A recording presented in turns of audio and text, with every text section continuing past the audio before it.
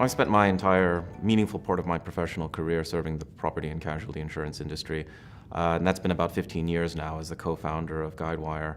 I would say that there has been more change in the last 2 years than in the preceding 13, and so there's a dramatic acceleration in the pace of change. Main driver for that, well, there's more than one driver. Probably the most obvious one has been the rise of digital experience, the fact that we all carry a supercomputer in our pocket, the expectation of every consumer for the way that you evaluate and interact with anything that you buy is now fundamentally mediated through a digital device or through the web.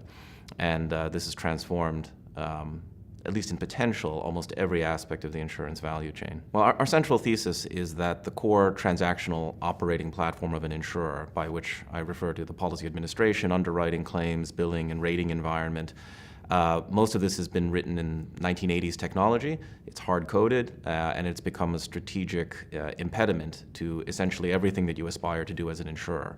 So our thesis from the beginning is that this simply has to be replaced by a next generation of far more modular and flexible technology. And that journey continues, even though we've been at it for a long time and have several hundred customers. The vast majority of insurance today is still transacted in technology that's generations old, and there's enormous improvement potential still ahead. If you think about all of the core assets, the informational assets that you have as an insurer, what products do you sell? What price do you sell them? Who are your customers? What products do they have? What has been your interaction experience, both transactionally or in the claims environment? All of that sits in a system of record that is the core operating platform. And if that's all hard-coded, and if it takes massive expense, capital expense, and effort in order to make even superficial changes to that environment, then you are, in a sense, suffering from strategic lock-in. So that has to be replaced. And our thesis is that before you can undertake a transformational journey on the digital frontier, really transforming the way that you interact with your customers or your potential customers, you must pay the piper first. You must do so. You have a precedent investment that has to be made in that operational platform. A core transformation project for an insurer is one of the most demanding and capital-intensive undertakings you can take as an insurer. It always involves the senior principals in a company essentially betting their careers on the success of the project. So it's a weighty decision. Usually the board of directors gets involved, and not all of them have succeeded historically. What makes some projects successful versus others? Of course, as a software company, we believe you must start with the right technology. Some software simply isn't up to the task, either because it's not industry specific enough or it's not been designed, or has some architectural flaw that prevents it from working in a successful program.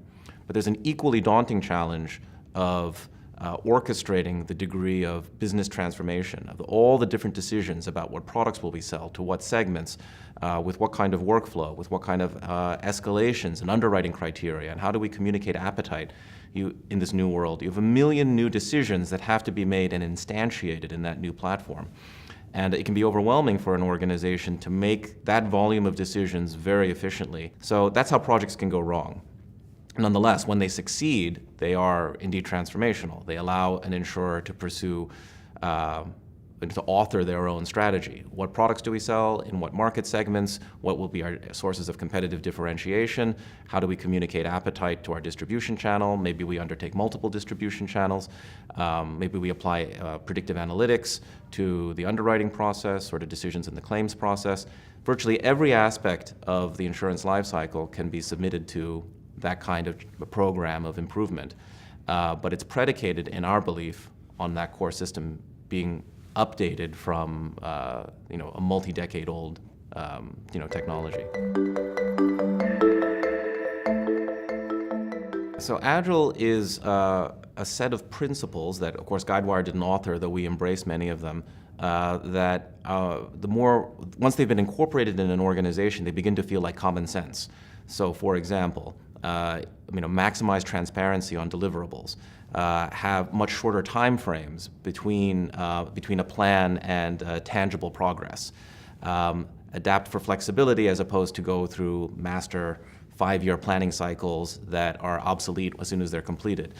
So these kinds of principles are common sense, and they're particularly relevant to software design, where you're building something extremely complicated with a large universe of requirements that are easy to get wrong and are very dynamic and are shifting, and you have to orchestrate the activities of many skilled knowledge workers. So Agile is particularly important when you're building something as intricate as enterprise software. But it's universally applicable to almost any time you need to coordinate a large set of people to get something complex and multifaceted done over any kind of extended time frame. Then those Agile principles apply. The best customers to work with are very self-aware. They're very transparent, not only with us as a core technology partner and transformation partner, but with themselves about what they can do well and what they cannot, and where they need to invest more, where they need help. The other core attribute, I think, of organizations that succeed in these transformation journeys is what I call decision competence. It's an ability to make a high volume of intricate decisions, often interrelated, sometimes often under conditions of uncertainty. And that's not just a matter of one visionary CEO who knows all the answers and is very decisive. It's instantiating and empowering that level of confidence at the appropriate levels in the organization so that people can confidently make decisions that move a project forward without having to constantly appeal for authority or convene a large group of people to debate it. The most successful transformations have been with companies that have really striven to grow decision-making as a competence in its own right. Yeah, there's a little-known fact from the outside about the insurance industry, and it's something that's instantiated in the systems themselves, that the vast majority of legacy core systems don't have a concept of a customer. The central or the highest level data entity in a policy system that was written in the 80s or 90s was the policy.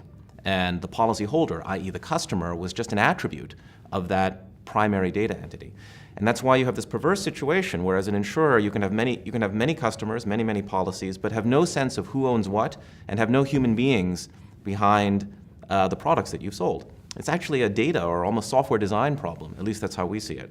So one of the first tasks of these transformation programs is to unify a view of the customer and to restore, or let's say instantiate, the customer as the central entity that you are now thinking about, whose needs you're thinking about, whose long-term engagement with you are optimizing for. And that is one of the most fundamental differences between the legacy era of core systems, which were primarily financial record-keeping systems, and the new generation of systems, especially as it relates to digital engagement, where you're thinking about the customer. Which customer do we want, and how do we serve her, optimally? I believe in the moral mission of insurance, which is not only about indemnification. It's not only about protecting people after they've suffered a calamitous loss, though that's extremely important. But it's the social role that insurance plays, both as a source of savings, because of course the collective insurance premiums of a society are a form of that society's savings against bad events, which are inevitable, but also as a form of signaling back to that society what risks it's undertaking, and to allow it to optimize, ideally through market mechanisms and pricing, what risks it's taking, right, and make much more informed decisions about that.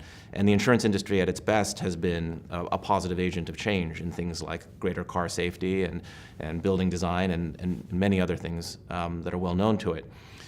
So we want to see a flourishing insurance industry not only for our own economic return, but for the good of society in a very fundamental way.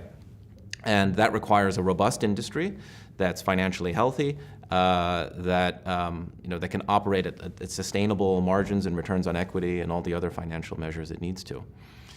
And at times that can feel challenged, and I think that's not just an economic concern; it's a social one.